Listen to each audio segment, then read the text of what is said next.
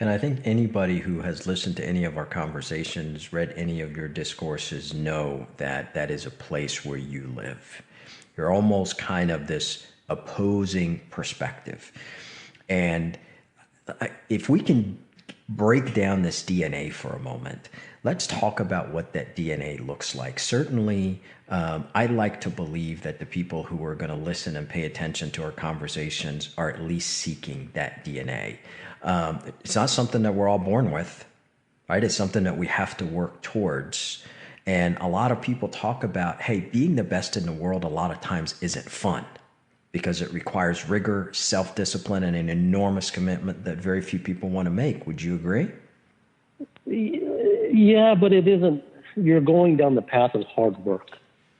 And I don't have much respect for hard work. I think hard work is largely a form of anxiety rather than a natural pursuit. I think hard work is sort of it's a middleman.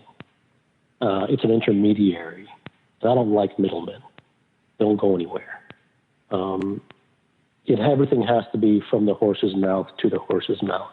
And hard work is this idea, well, if I put in the hours and if I do the quote work and if I follow the instruction and if I work day and night and if I romantically make my hands bleed, and that will buy me something.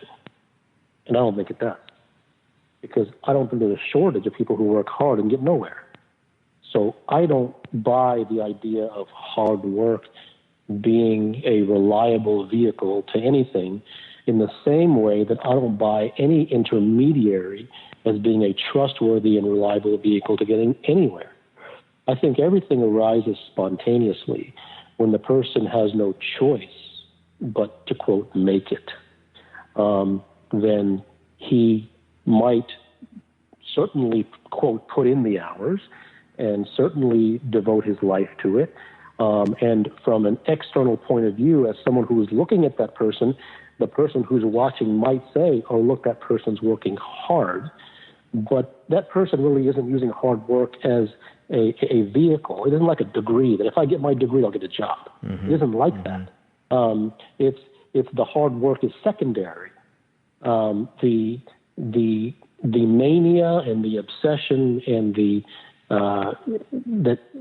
possibility of not having it simply isn't acceptable.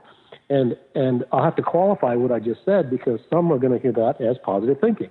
And once again, when you reject everything, I have to keep putting disclaimers in, right?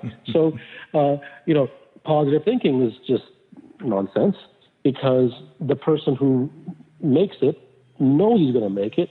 He doesn't positive think his way into it because positive thinking relies upon hope.